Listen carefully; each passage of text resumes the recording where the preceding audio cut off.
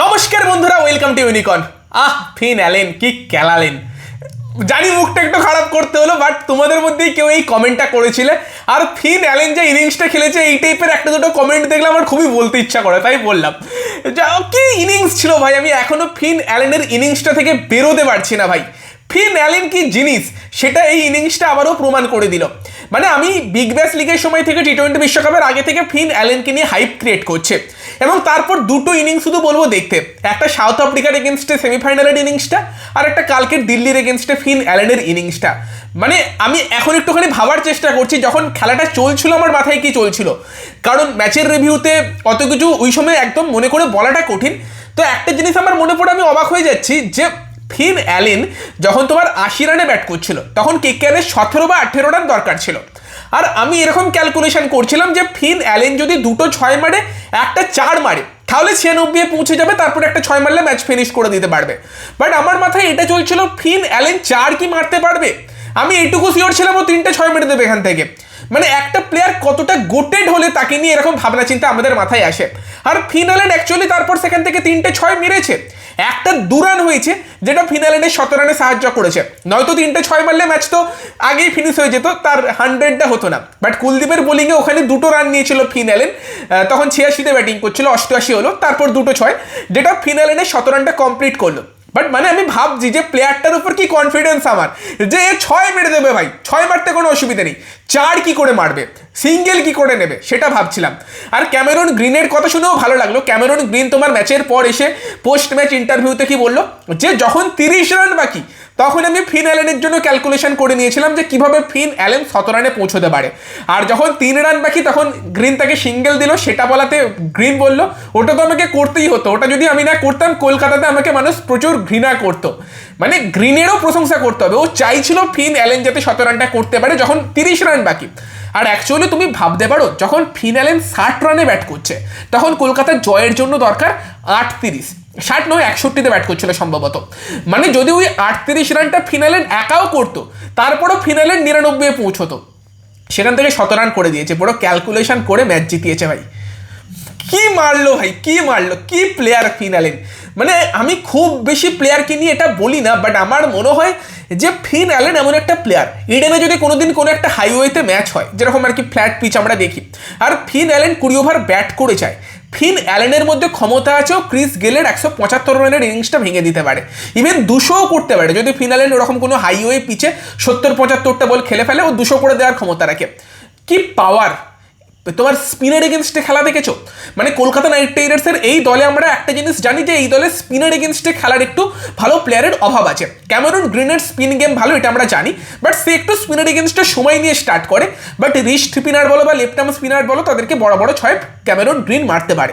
But Finn Allen সে set হয়ে গেলে 15-20টা বল খেলে ফেললে পাওয়ার প্লের পর তারও কিন্তু স্পিন গেমটা যথেষ্ট ভালো। বিগ ব্যাশ লিগেও দেখেছিলাম এবং আবারও দেখলাম।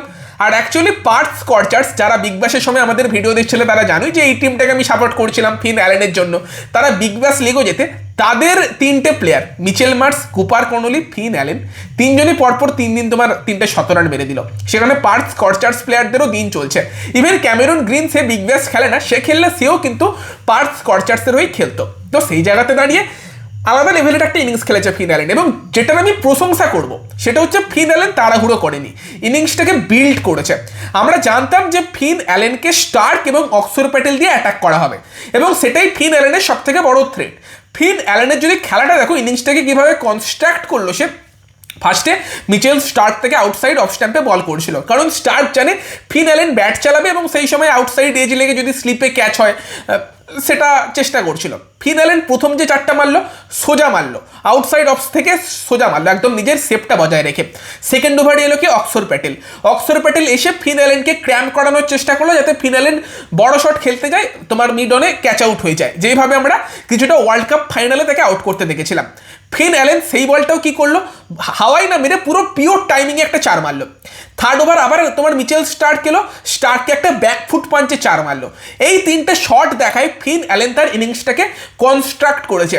ফিন অ্যালেন এমন একটা প্লেয়ার যে 4 মারাতে বিশ্বাস করে না, 6 মারাতে বিশ্বাস করে। বাট সেই প্লেয়ারটা যখন তোমার 4 মারছে, তাড়াহুড়ো করছে না, বল দেখে খেলছে, তখন অপোনেন্ট টিমের জন্য বেশি চিন্তার ব্যাপার। যে ফিন অ্যালেন একটা ওভারে 3টে 6 মেরে দিল, সেটার থেকেও ফিন অ্যালেন ওভারে একটা করে 4 মারছে, তারপর দেখে খেলছে, এটা আরও বড় চিন্তার কোনো টিমের জন্য, এটাই আমি বলবো। এবং অ্যাকচুয়ালি রাহানে এবং রঘুবংশী আনলাকি আউট হয়েছে ঠিক কথা, বাট দুজনে আউট না হলে গ্রিনের মতো একটা প্লেয়ারের সাপোর্ট না পেলে ফিন অ্যালেনও এতটা ফ্রি মাইন্ডে খেলতে পারতো না, কারণ সে জানে ক্যামেরুন গ্রিন 2 ওভারে ম্যাচের রং পাল্টে দিতে পারে, সেই টাইপের একটা প্লেয়ার উল্টো দিকে আছে। গ্রিন দুবারই মারার চেষ্টা করেছিল, একবার অক্ষর প্যাটেলকে, একবার কুলদীপ যাদবকে, দুটোই বড় বড় 6 হয়েছে, বাকি খুব একটা মারার চেষ্টা করেনি, মাঝে মধ্যে সিঙ্গেল দিয়েই খুব খুশি ছিল।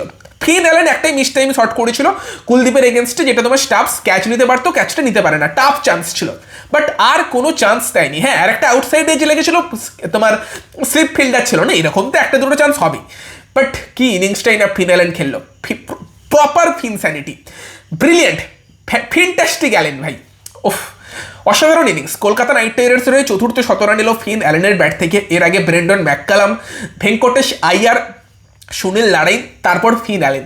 কেকেআর এই প্লেয়ারটাকে হারিও না, বারবার বলছি, যদিও মেগা অকশন অবশ্যই টাফ, কলকাতার কাছে কিছু কোয়ালিটি প্লেয়ার আছে, এবং আমি এখনও বলবো কলকাতার কাছে যে 4টে বিদেশি প্লেয়ারের কম্বিনেশন আছে, এটা আইপিএলের অন্য কোনো টিমের কাছে এত ভালো কম্বিনেশন নেই। Finn Allen, Cameron Green, Pathirana এবং Sunil Narine.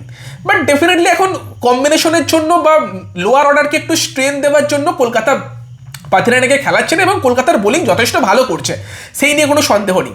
But definitely Kolkata night রাইডার্সের কাছে কোয়ালিটি ফরেনার তো আছে, কিছু ইন্ডিয়ান প্লেয়ারকে যদি একটু এদিক ওদিক করা যায় না, এই টিমটা আলাদাই খেলতে পারে। আর সত্যি কথা বলতে কি, কলকাতার এই টার্ন অ্যারাউন্ড, এখানে বোলারদের রোলটা সব থেকে বেশি। কার্তিক ত্যাগী, অনুকূল রয়, সুনীল নারাইন, বরুণ চক্রবর্তী, প্রত্যেকের কথা বলতে হবে। এবং অ্যাকচুয়ালি লাস্ট 3টে ম্যাচে রাহানের ক্যাপ্টেন্সিও অনেকটা ইম্প্রুভ হয়েছে, রাহানে অ্যাকচুয়ালি দারুণ বোলারদের রোটেট করছে। তো ঠিক আছে, তুমি ভুল করে করে শিখেছো, এটা অনেক বড় ব্যাপার। অ্যাকচুয়ালি আইপিএল 10টা একদম টিম, 10টা সমান টাকা নিয়ে যাচ্ছে, তারা সমান লেভেলের টিম বানাচ্ছে, সেই 10টা টিমের মধ্যে একটা আইপিএল জেতা সহজ ব্যাপার না। দিল্লি ক্যাপিটালসের মতো টিম এখনও করতে পারলো না, তারা ছিটকে গেল। কলকাতা এত বাজে স্টার্ট করেও কলকাতার আগে 3টে টিম প্লে অফসের দৌড় থেকে ছিটকে গেল অ্যাকচুয়ালি, মুম্বাই, এলএসটি এবং দিল্লি। আর সব থেকে বড় কথা, কলকাতা যদি ওই লখনউয়ের ম্যাচটা না হারতো না মুকুল চৌধুরীর কাছে, দারুণ জায়গাতে থাকতো এখন কলকাতা নাইট রাইডার্স। এখনও যদি পরের ম্যাচটা জিতে যায়, আমরা প্লে অফসের কোয়ালিফিকেশনটা বলতে পারি অনেকটা কলকাতার জন্য ভালো জায়গাতে যেতে পারে। বাট ওই ম্যাচটা জিতে রাখলে আজ থেকেই আমরা সেটা নিয়ে আনন্দ করতে পারতাম। তবে যেটা বলছিলাম, যে এই টাইপের আইপিএলের মতো লিগে সবসময় আইপিএল ট্রফি জেতা ইজি নয়, সহজ নয়। বাট যদি ডিসঅ্যাপয়েন্টিং ক্রিকেট খেলে না, মনটা খুব ভেঙে যায়। একটা বছর আমরা ওয়েট করি এই দলটার খেলা দেখার জন্য, বাট এই বছর প্রথম 6-7টা ম্যাচ জাতা গিয়েছে মানছি, বাট আই থিঙ্ক এই যে 4টে ম্যাচ পরপর কলকাতা জিতলো, এই যে আমাদের একটা খুশি দিচ্ছে, এটা অনেক বড় ব্যাপার, এটা দিয়ে আমরা খুশি। আমরা বলছি না তুমি প্রত্যেকবার গিয়ে ট্রফি যেত, ভালো ক্রিকেটটা তো খেলো। এবং অ্যাকচুয়ালি এখন কলকাতা নাইট রাইডার্স খুব ভালো ক্রিকেট খেলছে, এবং রাহানে যেটা বললো 1 বাই 1 আমরা দেখছি, একটা ম্যাচ দেখে চলছে, সেটাই দেখে চলুক। এখনও পাথিরানার মতো বোলারকে কলকাতা খেলায়নি, তারপরও কলকাতার বোলিং এত ভালো করছে। হর্ষিত রানার মতো একটা বোলার যে ভারতের জাতীয় দলে খেলে, সে ইনজিওর্ড হয়ে গেছে, তারপরও কলকাতার বোলিং এত ভালো করছে। তো কলকাতার বোলিংকেও ক্রেডিট দিতে হবে অবশ্যই আমাদের। বাট কেকেআর বোলিং নিয়ে একটা ভিডিও এর পর বানাই, আমি জানি কেকেআরের ভিডিও বানালে তোমরা দেখবে, এবং তোমরা ভাই কালকের যা ভিডিওটাতে রেসপন্ড করেছো আলাদা লেভেলের, তোমাদেরকেও থ্যাংক ইউ ভাই। 7 মিনিটে না 6 মিনিটের মধ্যে 500 লাইক, কি করেছো তোমরা, থ্যাংক ইউ, তোমাদের জন্য হাততালি ভাইয়া। মানে আজকেই আমি এই ভিডিওটা দিয়েছিলাম, খেলার পরের দিনে আমি রাত 12টার সময় এই ভিডিওটা বানাচ্ছি, ওই একটা ভিডিও তো দিয়েইছি, তোমরা দেখবে কালকে সকালে। বাট ডেফিনেটলি এই জয়টা মনে থাকবে, মনে থাকার মতো একটা জয়, ভীষণই আবেগপ্রবণ একটা জয় আমাকে কলকাতা নাইট রাইডার্স উপহার দিয়েছে। কারণ আমি চাইছিলাম অ্যালেনের ব্যাট থেকে একটা এই টাইপের ইনিংস দেখতে, আমার বিশ্বাস ছিল অ্যালেন একটা শতরান করতে পারে। প্লাস তার পাশাপাশি অ্যালেন এবং গ্রিনের যে পার্টনারশিপ, সেটাও দুরন্ত হয়েছে, দারুণ পার্টনারশিপ দেখলাম দুজনের মধ্যে, এটাও দেখা আমার স্বপ্ন ছিল। গ্রিনও নিজের গ্রুভে ফিরছে, প্রথম থেকে গ্রিনও প্রেশারে ছিল ভাই, একটা টাকার প্রেশার থাকে, তার উপর প্রথম ম্যাচের পরই রাহানে বলছে ক্রিকেট অস্ট্রেলিয়া থেকে ছাড়পত্র দেয়নি, ঠিক আছে একটা হয়নি প্রথম দিকে। তবে আমার মনে হয় ক্যামেরন গ্রিনও একটা শতরান করতে পারতো, যদি গুজরাট টাইটান্সের এগেনস্টে কলকাতা নাইট রাইডার্সের ব্যাটসম্যানেরা একটু ব্রেনটা ইউজ করতো।